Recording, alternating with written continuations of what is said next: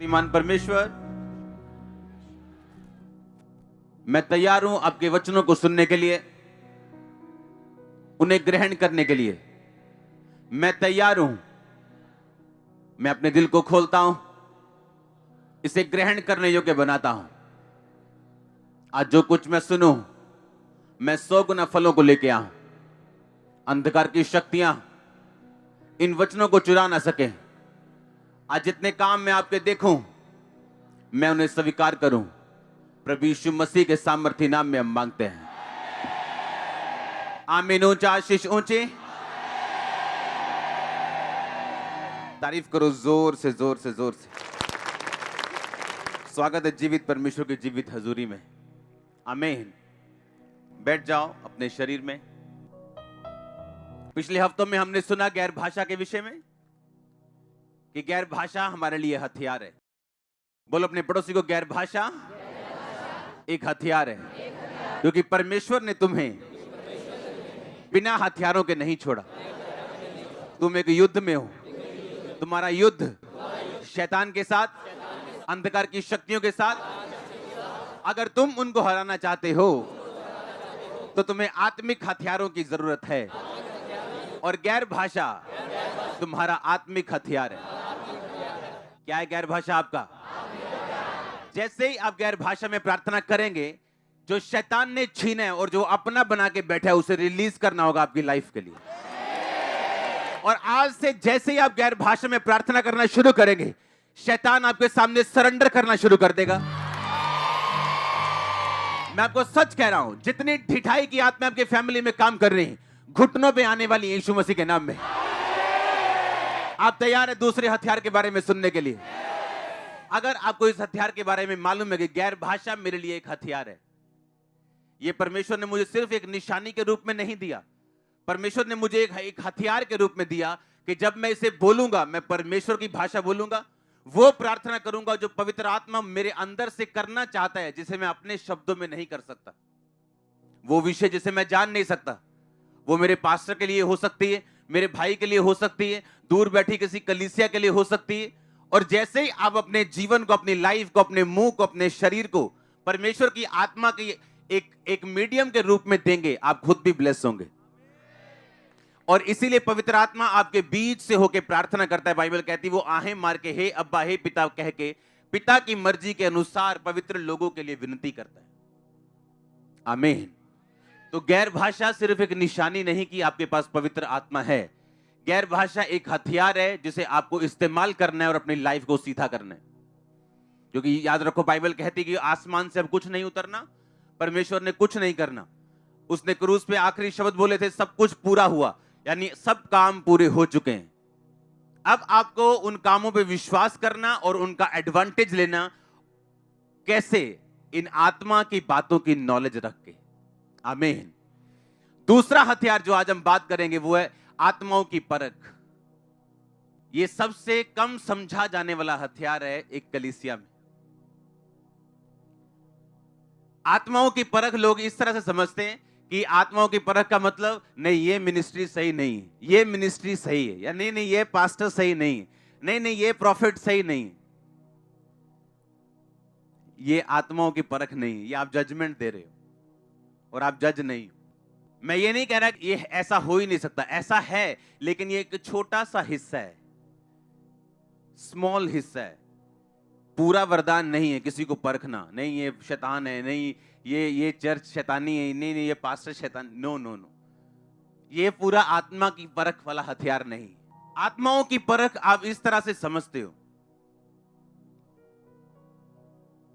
कि आपकी लाइफ में क्या घट रहा है और उसके पीछे कौन सी आत्मा है। आज बहुत से विश्वासी बीमारी का, अफ्लिक्शन का आत्मा उनकी लाइफ में काम कर रहे हैं। वो एक बीमारी से छूटते हैं, दूसरी में फंसते हैं, दूसरी से निकलते हैं, तीसरी में फंसते हैं, तीसरी से निकलते हैं, चौथी में फंसते हैं। वो निकलते उनका पति फंस जाता, पति निकलता है, बेबी फंसता है, बेबी निकलता है, मां फंसती, मां निकलती, बाप फंसता है। ये एक बीमारी का आत्मा है और ये अफ्लिक्शन का आत्मा है। और जिसकी लाइफ में ये आत्मा काम कर रहा है, वो बंदा क्लियरली और पूरी तरह से डेडिकेटली परमेश्वर की सेवा नहीं कर पाता और ना ही उसके काम कर पाता। आत्माओं की परख आपको इसलिए दी है कि आप अपने जीवन में होने वाली घटनाओं को, जो आपकी लाइफ में घट रहा है, हो रहा है, आप ये परख सके कि इसके पीछे कौन सा आत्मा है। क्योंकि परमेश्वर अच्छा है और उसकी सब बातें अच्छी हैं। ये शैतान है जो बुरा है और उसको समझने की और उन आत्माओं को परखने की आपको जरूरत है। हालेलुया। बाइबल कहती है नेहेमिया ने जब फाटकों को बनाया तो एक फाटक था, घोड़ा फाटक। घोड़ा मतलब स्ट्रेंथ, फिजिकल स्ट्रेंथ, शारीरिक ताकत। और बाइबल कहती है जब घोड़ा फाटक गिरा हुआ था, जला हुआ था, टूटा हुआ था, इसका मतलब अगर आपकी फिजिकल स्ट्रेंथ कंप्लीट नहीं है तो आप परमेश्वर का काम नहीं कर सकते। और स्पिरिट ऑफ अफ्लिक्शन, ये एक बीमारी का ऐसा आत्मा है जो विश्वासियों के ऊपर अटैक कर रहा है ताकि वो सही तरीके के साथ परमेश्वर की महिमा ना कर सके। और आप परमेश्वर से विनती कर करके थक जाएंगे, कुछ नहीं होगा जब तक आप डंडा नहीं उठा लेंगे इस आत्मा के खिलाफ और इसको भगाएंगे नहीं अपनी लाइफ से। डंडे के साथ, आत्मा के साथ भगा के, इसको फास्टिंग के साथ आप इसको भगाएंगे। आपको निकालेंगे नहीं, डंडे के साथ भगाएंगे आप। आत्माओं की परख एक ऐसा हथियार है जिसे आप अगर समझ जाएं, क्योंकि अगर आपको प्रॉब्लम की समझ आ जाए तो आपका 50% हल उसी दिन हो जाता है। डॉक्टर भी तब तक दुविधा में रहता है और टेंशन में रहता है जब तक बीमारी का पता नहीं चल जाता। बीमारी कितनी भी बड़ी क्यों ना हो, टीबी क्यों ना हो, जैसे ही मालूम होता अच्छा टीबी है, डॉक्टर रिलीफ में आ जाता, उसे मालूम है कि 50% हल हो गया, बाकी 50 दवाइयों के साथ कर लेंगे। हाँ या ना? आत्माओं की परख एक ऐसा हथियार है जिसे आपने ध्यान से समझना है। आज अपने हाथों को उठा, बोलो परमेश्वर मुझे यह वरदान दे और मेरी समझ को खोल दे, प्रभु यीशु मसीह के नाम में। आमीन। ऊंचा आशीष आपकी चर्च। बीमारी का आत्मा एक ऐसा आत्मा है जो आपको आगे नहीं बढ़ने देगा, आपकी मनी वेस्ट करवाएगा, आपकी स्ट्रेंथ वेस्ट होगी, आपके विश्वास पर भी वो उंगली उठाएगा। और ये परमेश्वर की ओर से नहीं। और इसीलिए परमेश्वर ने कहा मैंने तुम्हें आत्माओं की परख का वरदान दिया है, और अगर तुम्हारे पास नहीं है तो तुम मुश्किल में हो। तुम्हें मालूम ही नहीं हो क्या रहा है मेरी लाइफ में। नहीं तो कुछ सिस्टर्स हस्बैंड चेंज कर करके थक जाएंगी, डाइवोर्स के बाद डाइवोर्स। उन्हें लगेगा ये शराब पीता था, नहीं ये चोर है, नहीं ये बदकार है। प्रॉब्लम ये है कि जब कर्ज आपकी लाइफ पे होगा और डाइवोर्स का आत्मा होगा तो आप कुछ नहीं कर पाओगे। अगर अच्छा हस्बैंड मिल भी गया वो भी बिगड़ जाएगा। और जिस दिन आप समझ गए कि ये एक दुष्ट आत्मा है, ये कर्ज है, ये जनरेशनल कर्ज मेरे पीछे आ रहा है, जब आप उसे प्रार्थना में बैठ के तोड़ोगे, वही शराबी सुधरा हुआ बैठेगा आपके पास। आज से कुछ महीने पहले जब मैंने मेरी वाइफ ने पासपोर्ट दिया यूके की एम्बेसी के लिए, मैंने ज्यादा गौर नहीं किया क्योंकि मैं कभी भी, हमारे लिए नॉर्मल सी चीजें हैं। और वीजा नहीं आया, रिजेक्ट हो गया। मैंने ध्यान नहीं दिया। दूसरी बार दिया कनाडा के लिए, रिजेक्ट हो गया। मेरे को बिल्कुल ध्यान नहीं, मैं अपने कामों में बिजी हूं। तीसरी बार जब रिजेक्ट हुआ, मैंने बैठ के सोचा, मैंने कहा ये क्या हो रहा है। ये पॉसिबल नहीं कि हमारे पास इतनी ब्लेसिंग्स हो। और तब होली स्पिरिट ने मुझे बताया कि ये एक स्पिरिट है। एक औरत, एक देश की जो प्रेसिडेंट था, उसकी वो बेटी बनी हुई थी, है वो उसकी पोती की उम्र की थी। और उसने अमेरिका के लिए वीजा अप्लाई किया और उस प्रेसिडेंट ने खुद लिख के दिया कि इसको वीजा, मैं बोलता हूं इसको दे दिया जाए। और उसका वीजा रिजेक्ट हुआ। वो गुस्सा कर गया, उसने अमेरिका फोन किया। अमेरिकन बड़े अधिकारियों ने लिखा इसको वीजा दिया जाए, फिर लगाया, रिजेक्ट हो गया। फिर अमेरिका के प्रेसिडेंट ने, उस टाइम शायद बुश था, उसने लिख के दिया, एम्बेसी वालों ने फिर भी वीजा नहीं दिया। अब इमेजिन करो। और रीजन क्या निकला कि उसकी मां ने एक वाचा बांधी थी शैतान की मूर्ति के साथ और उसको ब्लड अर्पण किया था कि मेरी ये बेटी बाहर नहीं जानी चाहिए। और जब उसके बंधन टूटे तो वो बाहर गई। मैंने इसको कहा, मैंने कहा रुक जा, अब मुझे हैंडल करने दे। अब अमेरिका का वीजा है इसके पास। आप समझ रहे कि नहीं? प्रॉब्लम यह है कि जब कोई चीज अड़ती है, हमें यह देखना है कि कौन सी आत्मा है इसके पीछे और कौन इसको ब्लॉक करने की ट्राई कर रहा है। और जब आप हर चीज को स्पिरिचुअली लेते हो, आप उसका हल कर बैठते हो। आप समझ रहे कि नहीं? शैतान यह चाहता है कि आप शर्मिंदा रहें। हां, आपका पति एक ऐसी औरत के साथ फंसा रहे जो आपसे 10 गुना कम सुंदर है, और आप सोच रहे हो मुझ में क्या कमी है। प्रॉब्लम शैतान है। और जब आप स्पिरिट को समझ जाओगे, आप घुटनों पे आओगे और उस आत्मा को डांटोगे, और आपका पति आपके आगे पीछे होगा। जब मुझे मालूम है कि ये फेलियर मेरे बाप दादाओं से मेरे पीछे आ रहा है, और आपको मालूम है ये फेलियर आपके बाप के पास था, आपके दादा गरीबी में रहे, शराबों में रहे, और यही स्पिरिट आपके पीछे है, तो आप फिर मूर्ख हैं अगर आप भी सिगरेट बीड़ी दादा की तरह शराब पिएंगे और उन्हीं की तरह नशे करेंगे और डीजे पे नाचेंगे, तो आप उस आत्मा को इनवाइट कर रहे हो कि आप मुझे भी मार। जब आप ये समझ जाते कि मेरे साथ जो हो रहा है वो आत्मिक है, हालेलुया।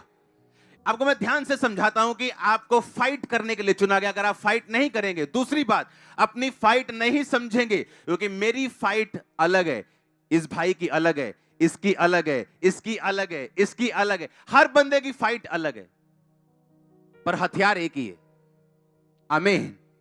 दूसरा शमूएल उसके 11 बाब उसकी 1 आयत में पढ़ूंगा। फिर जिस समय राजा लोग युद्ध करने को निकला करते थे, उस समय वर्ष के आरंभ में दाऊद ने योआब को, जो अपने संग अपने सेवकों और समस्त इजराइलियों को भेजा, उन्होंने अम्मोनियों का नाश किया और रब्बा नगर को घेर लिया, परंतु दाऊद यरूशलेम में रह गया। ध्यान से सुनो। आप ह्यूमन है, मैं एक ह्यूमन हूं, आदमी है हम। कई बार हम आराम करते हैं, सोते हैं, खाते हैं, उठते हैं, प्रार्थना करते हैं, लेकिन शैतान ऐसा नहीं। वो 24 घंटे अलर्ट है। हाँ या ना? और इसलिए बाइबल कहती है जो कोई स्थिर है वो चौकस रहे, कहीं गिर ना जाए, और जो कोई गिरा हुआ है वो उठे, क्योंकि शैतान 24 घंटे आपको देख रहे हैं। क्योंकि बाइबल कहती है व्यभिचार की एक आत्मा है जो आपके पीछे रहती और आपको मालूम नहीं। अगर वो आपको अकेले में उसने आपको घेर लिया, तो आप फाइटर नहीं हो, आप वॉरियर नहीं हो, आप उसके हाथों में हो। आप जो कुछ होगा वो आपके आने वाला टाइम शैतान डिसाइड करेगा आप कहां जाएंगे।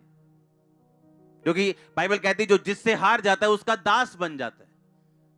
आप व्यभिचार से हार गए हो, उसके दास बन गए हो, अब आप उसके नौकर हो। वो डिसाइड करेगा आप कहां जाओगे। आप डिसाइड नहीं करोगे कि आप इंग्लैंड जाओगे कि अमेरिका जाओगे, वो डिसाइड करेगा आप कहां जाओगे।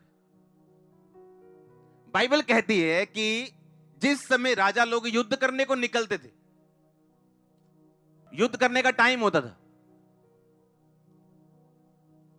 अब चाइना के कुछ हिस्सों में जो इंडिया का बॉर्डर है, वहां पे इतनी सर्दी पड़ती है, बर्फ पड़ती है कि सर्दियों में आप फाइट नहीं कर सकते उनसे। गर्मियों का वेट करना पड़ता है। मालूम है कि नहीं? यह भी एक टाइम था। लिखा जिस टाइम राजा लोग युद्ध करने के लिए निकलते थे, उस समय दाऊद ने अपने सेनापति को भेजा, जा युद्ध कर। लिखा परंतु दाऊद यरूशलेम में रह गया। लास्ट में क्या लिखा? परंतु। परंतु शब्द तब आता है जब आपने कुछ अलग काम कर दिया हो। कि मैं 10 साल से हर साल इजराइल जाता हूं, परंतु इस साल में नहीं गया। हां, परंतु तब आता है जब आपने कुछ चेंज कर दिया हो, कुछ बदल दिया हो, कुछ अलग डिसीजन लिया हो।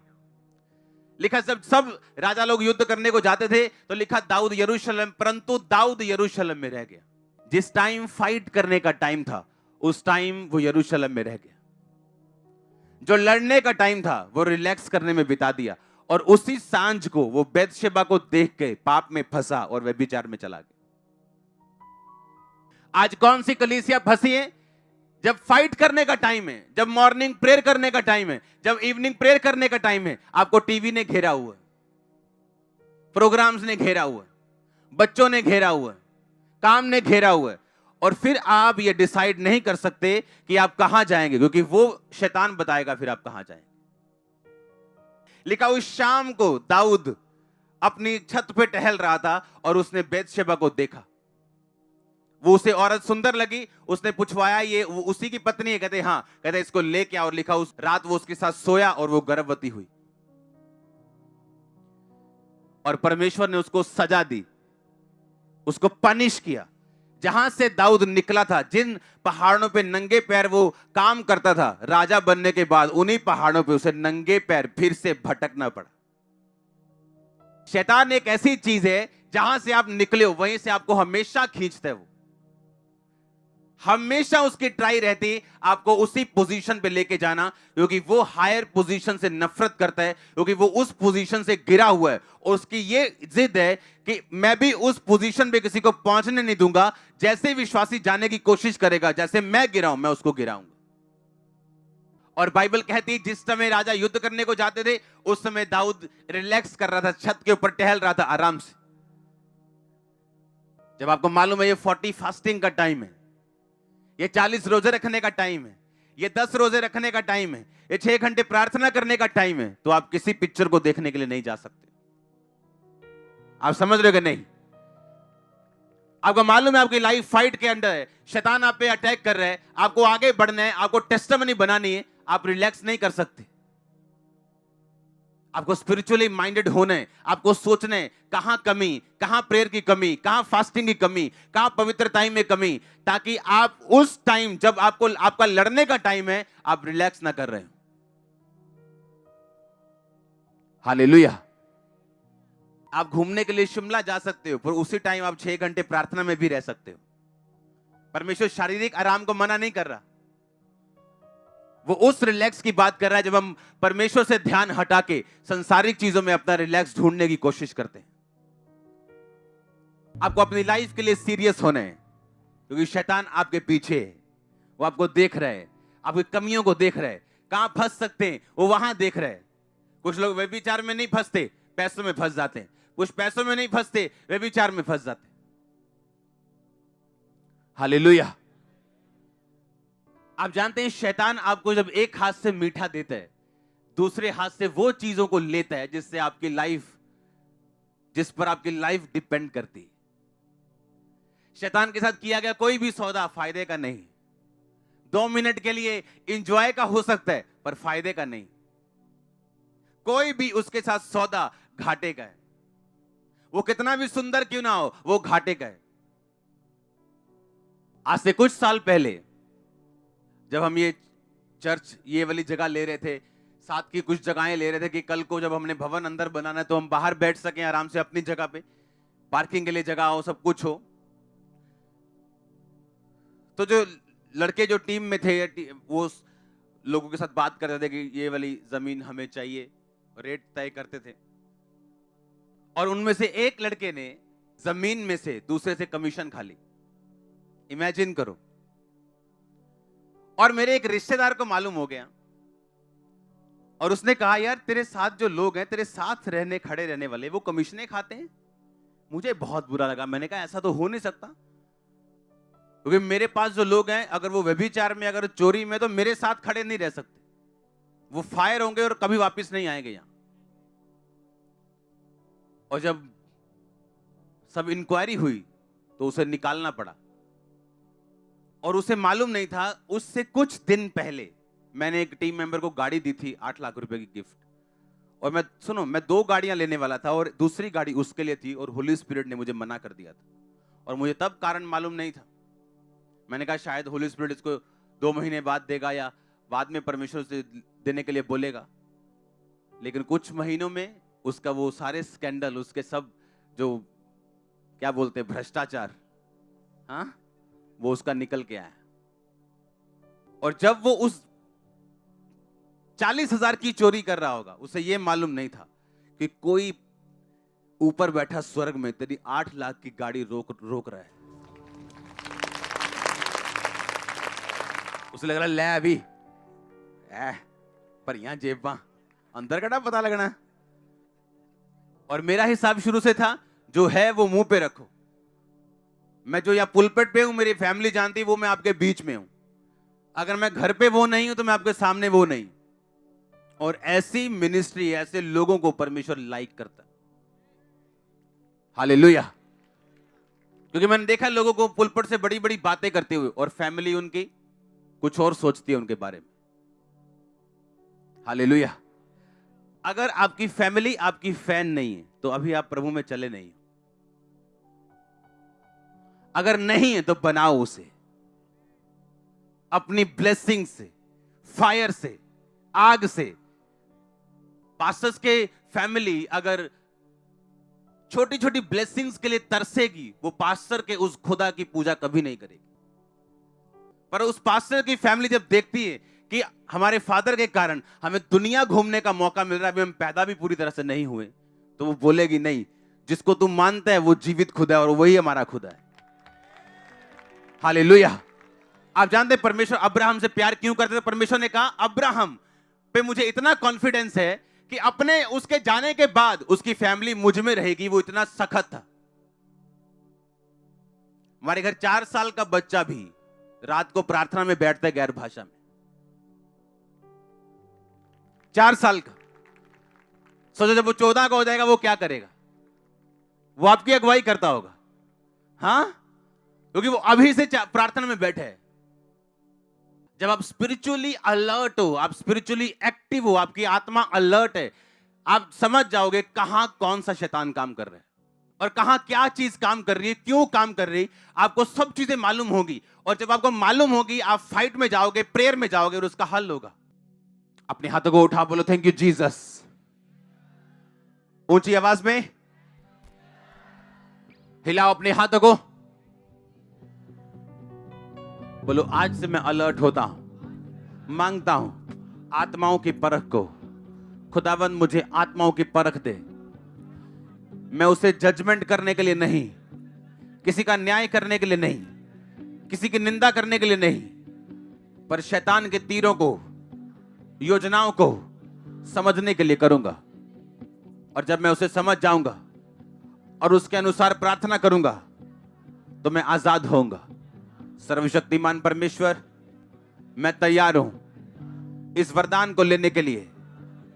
यीशु मसीह के नाम में यह वरदान आपकी लाइफ में एंटर करे। और मैं आपको बता रहा हूं होली स्पिरिट की अगुवाई से यह शुरू होगा आपकी लाइफ में। मैंने कहा यह स्टार्ट होगा आपकी लाइफ में ऑपरेट होना आज से। जब कोई रिश्तेदार आपसे बात करेगा, लोग आपसे बात करेंगे, आप पहचान जाएंगे कौन सा आत्मा इनके अंदर से बात कर रहा है। सुनो मेरी बात। परमेश्वर ने कहा पतरस मैं क्रूस पे चढ़ाया जाऊंगा, मुझे लोग मारेंगे, मेरे पे थूकेंगे, मेरे पे मुक्के मारेंगे, थप्पड़ मारेंगे, मुझे मार देंगे। पतरस कहता परमेश्वर खबरदार जो तूने दोबारा ऐसा बोला, तो खबरदार जो तूने ऐसा बोला तो कभी नहीं मरेगा। परमेश्वर ने कहा शैतान मेरे सामने से क्या हो जा। आप जानते हैं जब आप आगे बढ़ रहे होते हैं, आपके क्लोज पर्सन के अंदर से दुष्ट आत्मा काम कर सकता है, आपको परमेश्वर से हटा सकता है, आपके विश्वास को कमजोर कर सकता है। और अगर आपको आत्माओं की परख नहीं, आप घबरा जाएंगे और बोलेंगे नहीं तू शैतान है। उस पतरस को जिसको 5 मिनट पहले प्रभु यीशु मसीह ये कह रहे थे कि मैं तेरे पर बड़ी कलीसिया बनाऊंगा, स्वर्ग राज्य की कुंजियां दूंगा, जो तू नीचे खोल देगा ऊपर खुल जाएगा, नीचे बांध देगा ऊपर, उसको चढ़ा दिया था परमेश्वर ने हाई लेवल पे, और 5 मिनट बोल दिया तू शैतान है। क्योंकि वो बात पतरस ने नहीं, किसने बोली थी कि तू अपना क्रूस कभी ना उठाए। क्योंकि अगर तू अपना क्रूस उठा लेगा तो मैं गया, उसे मालूम था।